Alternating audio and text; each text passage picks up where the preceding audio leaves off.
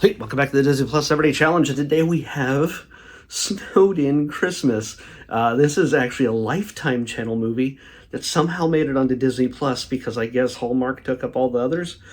I don't know. They're just like, hey, oh, okay, Lifetime is technically part of ABC, which is owned by Disney. So yeah, it's okay. There's like 5, 6 companies in the world that own everything, and Disney has to own at least half of all the networks. So yeah, they're going to get a good chunk of the Christmas movies, especially these types of movies. I'll quantify that in a second. This is from 2017. It's an hour and 26 minutes long, and yeah, it's one of those Hallmark Channel type movies. I know we kind of call them Hallmark Channel movies because they kind of, for a while, they cornered the market on all these types of things. It's that Christmas centric romance story that you see all the time. Like my hat, yeah. And honestly, if Lifetime hadn't picked it up or commissioned it or whatever they did with it, this would be on the Hallmark Channel rotation. It's just the way it is. They have to end up somewhere. And because I think, I don't know who necessarily started it, but Hallmark just really knocked it out of the park by just running them for 25 days straight. I think. I'm pretty sure I know people who were just watching just this on one of the TVs, nonstop. I can't tell them apart. When I go to that house, I can't tell any of them apart. And there's going to be a few more of these in this series because I got to knock out all the Christmas stuff. It's just the way it is. This is a story. Now, I'm going to give you a description here. It's going to be a description that counts for just about every single one of these stories. 2 impossibly beautiful white people who are at odds with each other or have no idea who they are or have a history of not liking each other and come into each other's general space, and one of them likes Christmas, one doesn't, or one is a certain personality, one is a different personality, and they clash. But then as they get to know each other, they notice little things. And it's usually the woman who notices a little something special in the man. Because again, these tend to be films that are garnered toward women. Not saying that men can't appreciate them also. It is just less likely because there's fewer explosions. Or fewer, I don't know, Spider-Men? I'm not sure. There's plenty of Spider-Men. We don't need a Spider-Man in this one, but, doesn't matter. In this, you get 2 people who generally fall in love, and the rest of the cast usually is filled out by at least one person of color who's either like a sassy sidekick, or like married to a supporting character. In this case, that's what it is, and it's just in the formula, and somebody turns out to be Santa Claus or some sort of magical, impossible to believe character from Christmas. We got that. Yeah. Spoiler. Sorry. It's not really a spoiler because again, it's got to happen. If it's going to be Sexy Reindeer, it's going to be Hot Frosty, which is on a different streaming service. I will not talk about that because I haven't watched it. I can't say it's bad. I don't know. I think Lacey Chabert is in it. Party of 5. She's all grown up. She and Mean Girls too. Yeah. In this though, we have Bethany Joy Lenz and Andrew W. Walker playing Jenna and Kevin.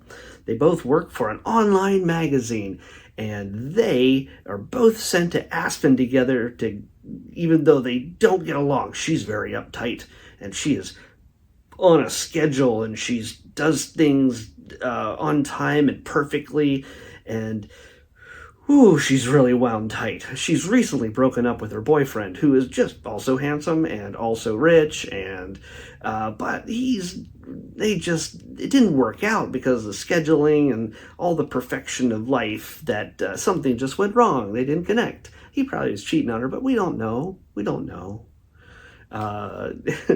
We never know. We don't know. But Kevin, oh my gosh, Kevin, he's just like a loose cannon. He he comes in half shaved, and he comes into office a little bit late because he makes up an excuse. By the way, they're in the big city, of course. It's hustle and bustle, and he's, makes an excuse about having to save some kittens, which is different from saving the pregnant lady on the subway train. It's a different excuse each day. The boss isn't buying it, but she knows. She knows. She cuts him some slack because I guess he's a good writer, but Jenna and Kevin both want this special position, this special trip to Aspen on their own to get like the best story, but in a not ironic way whatsoever, the boss says, "Hey, I'm gonna make you both go, and whoever comes up with the better story that gets us more hits on the website, well, you get to keep your job. The other person, Merry Christmas, you lose your job. And by the way, it is due on Christmas Day." Who does that? No, those articles that show up on Christmas Day, they were written 4 months ago. They were written 2 weeks ago, at least. It's just, there's no way that those articles are showing up. Like, oh, my deadline, with everybody else worrying about Christmas and family and everything else, I guess these single people can do all the work up until the last second and Christmas morning because they're lonely people. They're just going to submit a website article with no quality assurance or editing or anything else, and it's just going to be up there. And then immediately they will know that people who apparently also have nothing to do on Christmas will be reading that article on the iPad they bought themselves for Christmas. That's been shipped from Amazon since the day after Thanksgiving, but they wrapped it for themselves, kept it in there, put it under their fake tree, and then they only got it out for themselves, crying and unwrapping it. And now they can read an article from these people who also are lonely. I know it's all incredulous, but that's not the least likely thing to happen. On the way to Aspen, and then, I'm going to tell you this. I'm not worried about spoilers. You're going to when it comes to these movies, no, I'm not going to worry about spoilers. You know the structure. And you know what's going to make it special is that you're going to either go, you're going to say, I'm not going to watch this because his description showed that this was a horrendous movie. Or his description showed me that I can't believe this movie exists. And also, maybe I would enjoy this. You never know. You never know. Because again, there's a reason why these movies keep being made. It's because people watch them. It's because people love them. And that's okay. That's awesome.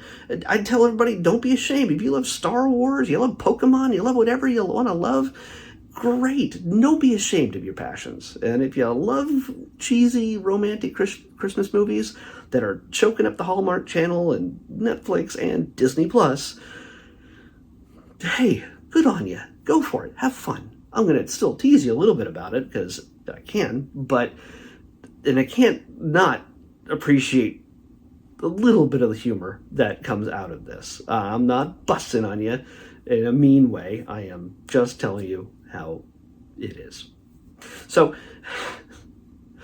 their plane gets a little rerouted on the way from, I guess, New York City to Aspen, Colorado, and they end up in Santa Claus, Indiana. Yeah, there's a small airport apparently in Santa Claus, that's the name of the town, Indiana. Okay, so they're bickering at each other this whole time. They're trying to work together just to be able to get to Aspen so they can do their article that is transformative and informative and just changes people's lives who are reading internet articles about such things on Christmas Day. So,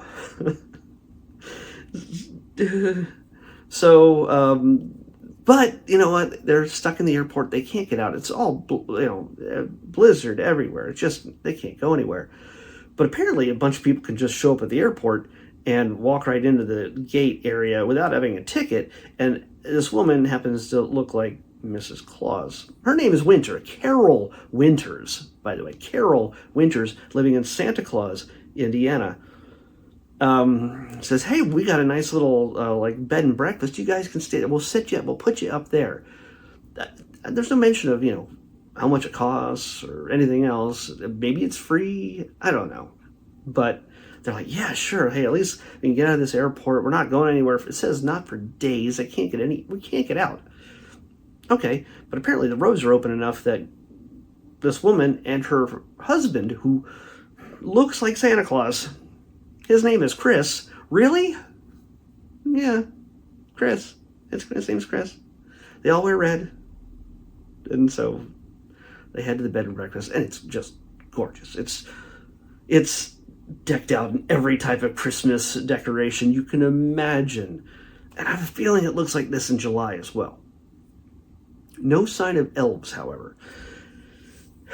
So they get back to the thing, and we go through the whole process.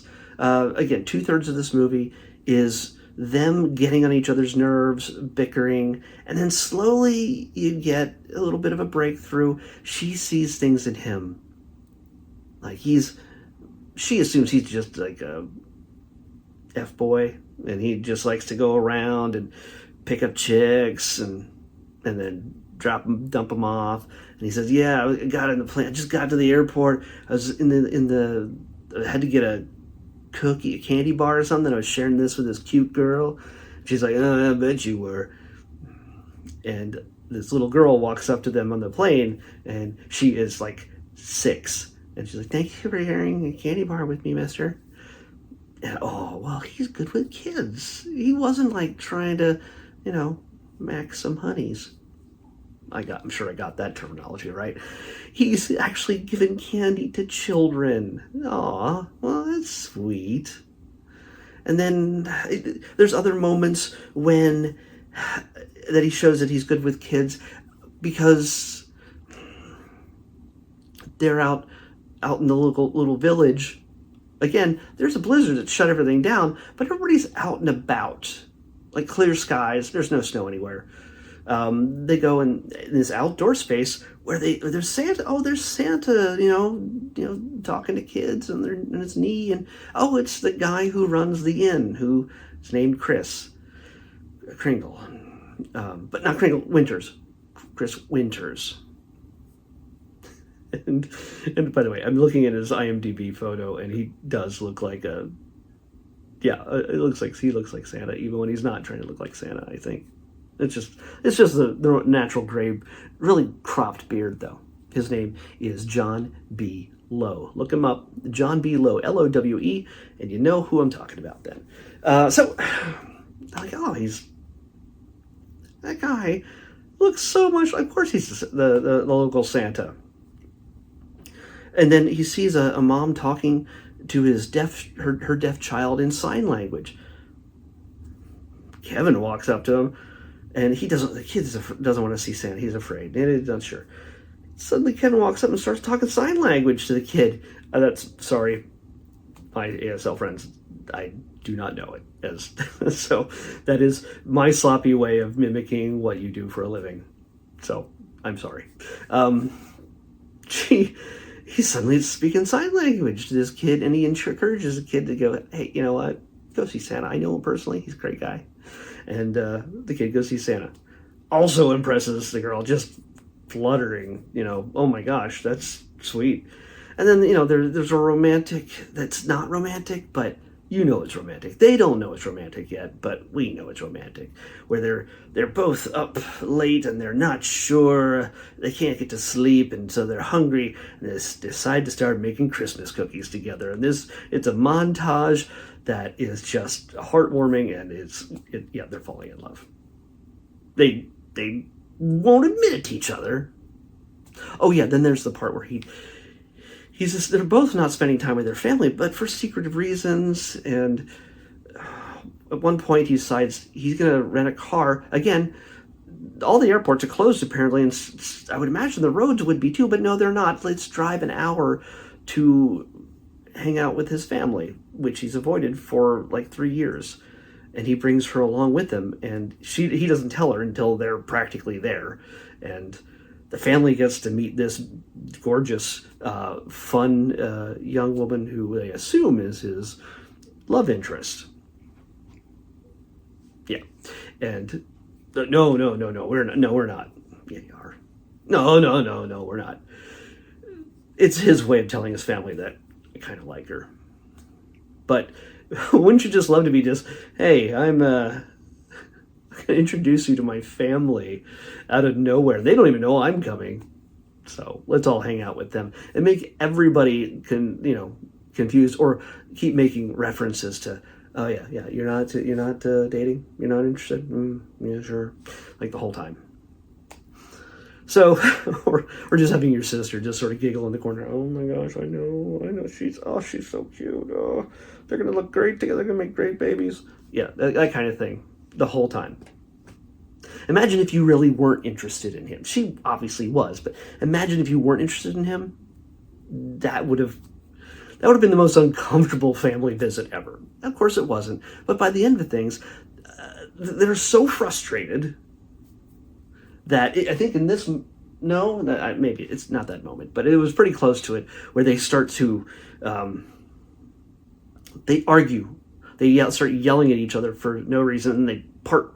You can just see, it's the way it's structured. It's just the way it always is structured, that they get closer and closer as they yell, and you think, oh man, this dam's gonna burst, and then they're gonna kiss. But no, they don't kiss, and they part ways angry. Yeah, it's that tension. You gotta bring it right up to the edge, and then pull away, and then you're building the tension for later on. Third act, it's coming down to the wire. Are they going to get their stories in on time? And who's going to keep their job at the expense of the other one? He's obviously in love with her. She is denying it. And this Mr. and Mrs. Claus, Chris and, what's her name? Carol. Yeah, Carol. Christmas carols. Chris and Carol have set them up they have a party on Christmas Eve. Yeah, so the party on Christmas Eve, but they don't have anything to wear. Is it formal? Yeah, you know what? We've hooked it up. We even had a tailor. Like, when did we get your measurement? When did they get their measurements? Like, we had the outfits, one of our old outfits tailored. And by the way, there's constantly clues that these people are actually Santa Claus and Mrs. Claus. That they're, like, there's a picture, there's an ornament that was given to them in 1873. What? Okay. Oh, there's a photo from 1843. Okay, that's like 150 years old. What's going on? It's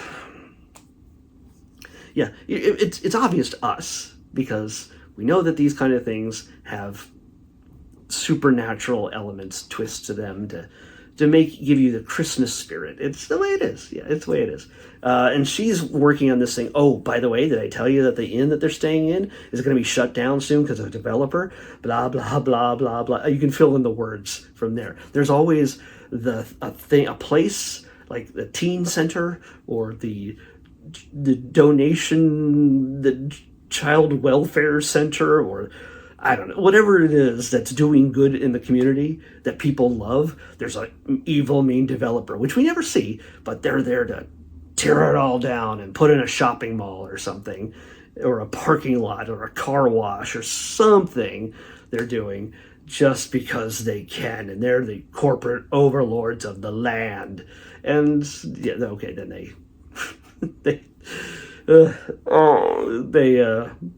they're going to close down. And so I've already forgotten her name. Jenna Hudson makes it her goal to figure out. She's doing research. You see her with her glasses on, her hair up, and in her bed, just, with the computer, and then other things like doing research, reading stuff out loud about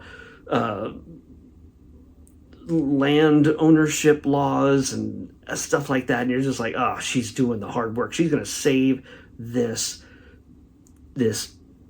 inn.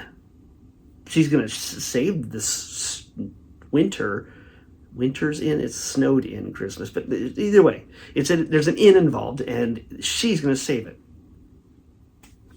But she's so distracted with everything else, and that she doesn't know what's wrong with her. Well, it's because you're in love, dummy, and you don't know how to express it, so you're so uptight and wound up, and you're also missing your ex to a degree. But on Christmas Eve, without her story finished, and his story is finished because he knows it's about him falling in love with her. He wanted her to read it, but didn't work out. They were going to exchange stories after the party. But who shows up? Oh my gosh, it's her ex-boyfriend, snobby rich guy who doesn't love Christmas. Yes! He shows up just in the nick of time. And he's like, let's get out of this garbage place. Let's fly home, and I'll finally let you meet my family. We'll have the maid put up the Christmas tree, and we'll exchange gift cards. He literally says that. Like, we'll just... like, they'll make all the food. Oh, she's like, I can make a great apple pie. And he's like, nah, we got maids for that. And then we watch the news and go to sleep. It's Fox News, I'll tell you that. I'm just telling you right now. They eat their dinner, and then they sit around watching Fox News. Hannity is on, especially Christmas with Hannity, pre-taped, because he's at home with his family. So what happens is, of course, there's an airport kind of situation where they're ready to get on the plane. But in the last moment, well, I don't know if I should tell you everything. Not that you can't figure it out, but something comes to light. It's literally Christmas morning, and they're finally getting out on a plane. Because apparently nobody wants to fly on Christmas. They want to be home with their families, but they've been stuck in Santa Claus, Indiana for like a week. And now the planes are available. How did he get in? Like, I guess they're all stuck around. When everything opened up, they just stuck around because they were going to do their story in Santa Claus. So I guess there was no rush to get to Aspen. Not going to get those miles, I guess. I don't know. So, but will things turn around? Oh yeah, obviously. There's a turn, and there's a reveal that who loses their job. Well, you know. Nobody's losing their jobs. It's Christmas. And the only thing that's super annoying about this is that when everything is resolved and the lovebirds are together, yeah, of course they're together. That's the whole point of this thing. They find true love, and they end up she shows up at his family's house when he's there entertaining his niece, and just he's dealing with it. But she shows up, and they kiss in the doorway, and everything is great. And then they cut to Chris and Carol going, oh, well, everything worked out. You put that special document they needed to find in order to save the thing, to save the inn, in his pocket. Yep, did that in the special suit and dress they gave him from like the 1930s. Yeah, they both looked fantastic because nothing they had in their suitcases was going to look great for the Christmas party. Let's just say that. So yeah, they were manipulating these lovebirds the entire time, and and they're like, well, way to go, Santa. Like, she had to say Santa at the very end. Like, what a great job you did there, Santa. We know. oh no, really? You didn't have to tell us this. Just chuckle and wink or something. I don't know. It's okay. It's not a bad film at all. It was enjoyable. There was moments that were funny. It's just that, again, I think the predictability of these types of films are the selling point. Yeah, you can form them into different shapes, slightly different. It has to have all the same, part of the term, hallmarks, in order to create the same structure that people enjoy. Too many, I mean, you gotta have some twists and surprises to a certain degree, but none that will just, whoa, I can't believe that happened. Like, nobody's gonna die partway through the film, unless that is in the title. My lover died on Christmas, and it's a Lifetime movie. which actually does sound like a Lifetime movie. Actually, I've seen one of those Christmas movies actually make a reference to all the other Lifetime movies that weren't Christmas ones, but were like abusive husbands, or my partner died and now I'm a widow, but I gotta find love again. Those kind of things. So yeah, I spent way too much money, too much time talking about this. It's these things that I assume are going to be bad, and they're not great, but they're not. Yeah, take it for what it is. And honestly, I'm going to have to do this at least 2 more times, maybe 3. I know my list, but I've forgotten what they are. I've forgotten which ones and when they show up. I'm doing a shorter thing and a movie every other day, just so you know. So the next one we might run into is 2 days from now. Or it's going to be, I don't know what it is. So that's all I got to say about this. It is what it is. And again, I can't say it's a horrible movie. I can't. It's endearing. It has an endearing, it has that, oh, I wish things could turn out like that on a normal basis. I want Santa Claus and Mrs. Claus to set me up with the beautiful one. Sure. Let me just I'm gonna fly home for Christmas, and you know what? If I get rerouted and fall in love with a girl in Santa Claus, Indiana, even though my flight isn't going that route, going across the south a bit, but still, sure, let's do that, Santa. Okay, my next, that's all I can say about that. The next episode is, an almost Christmas story. Yeah, that's literally the name of it. It's called An Almost Christmas Story. That's what we're watching next on the Disney Plus Everyday Challenge. I'll see you back here tomorrow with that.